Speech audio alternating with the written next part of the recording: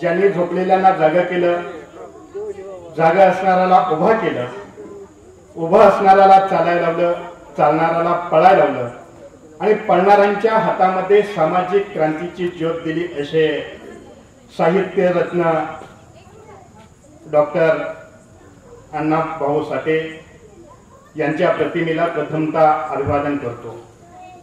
जिथं क्रांतीची बीज करण्याचा प्रयत्न चालू आहे असं हे सन्माननीय विचारपीठ जनसामान्य माणसांमध्ये जनजागृती निर्माण व्हावी म्हणून जिल्हास्तरीय वक्तृत्व स्पर्धेचं आयोजन करणारे आणि निरागस विद्यार्थ्यांच्या मनाची कळी प्रेमाच्या फुंकरीने फुलवणारे लोखंडेश्वर विचारपीठावरती उपस्थित असणारे या भागाचे नेते शिवाजी नाना कांबळे, त्याचबरोबर विचार मंचावरती उपस्थित असणारे सन्माननीय भांगे साहेब, त्याचबरोबर कार्यक्रमासाठी आवर्जून उपस्थित असणारे माझे मार्गदर्शक आणि या कार्यक्रमाचे व्याख्याते सन्माननीय सुनीलजी अडगळे सर, माझ्याबरोबर सकाळपासून परीक्षक म्हणून बसलेले सन्माननीय चव्हाण सर, माझ्याबरोबर वक्तृत्व स्पर्धेमध्ये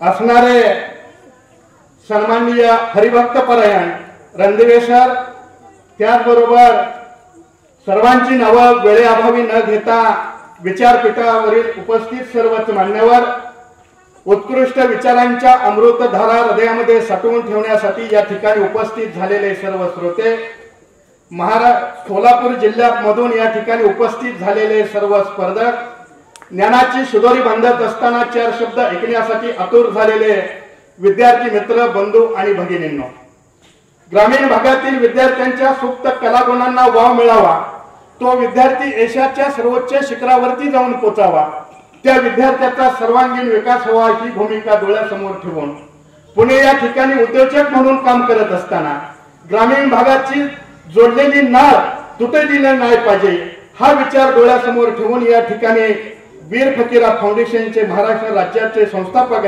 अध्यक्ष सन्माननीय शरदजी लोखंडे साहेब यांनी या ठिकाणी वक्तृत्व स्पर्धेचं आयोजन केलेलं होतं। लोखंडे सर, आपण गेल्या वर्षी तालुकास्तरीय वक्तृत्व स्पर्धेचं आयोजन या ठिकाणी केलं होतं। या वर्षी आपला चढता लेख या ठिकाणी आहे, आपण या ठिकाणी जिल्हास्तरीय वक्तृत्व स्पर्धेचं आयोजन केलं। मी या ठिकाणी सांगेन, आवर्जून या ठिकाणी सांगेन, आपल्याला मार्गदर्शन करणारी मंडळी या ठिकाणी भरपूर आहे। या ठिकाणी प्रमुख व्याख्याते म्हणून उपस्थित असणारे अडगळे सर या ठिकाणी आहेत, दत्ता चव्हाण सर आहेत, त्याचबरोबर रणदिवे सर आहेत। आम्ही लहानपणी वक्तृत्व स्पर्धेमध्ये सहभागी झालेली माणसं या ठिकाणी उपस्थित आहेत।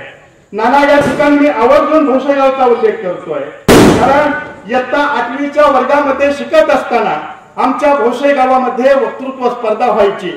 त्या स्पर्धेमध्ये आम्ही सहभागी व्हायचो आणि त्या स्पर्धेच्या माध्यमातून मला 300 पेक्षा जास्त वक्तृत्व स्पर्धेमध्ये सहभागी होता आलं। अनेक ठिकाणी राज्यस्तरीय वक्तृत्व स्पर्धेमध्ये विचार मांडण्याची संधी मला मिळाली। अनेक राज्यस्तरीय वक्तृत्व स्पर्धेमध्ये परीक्षक म्हणून मला बसता आलं। महाराष्ट्राच्या कानाकोपऱ्यामध्ये अनेक विषयावरती मला विचार मांडण्याची संधी मिळाली।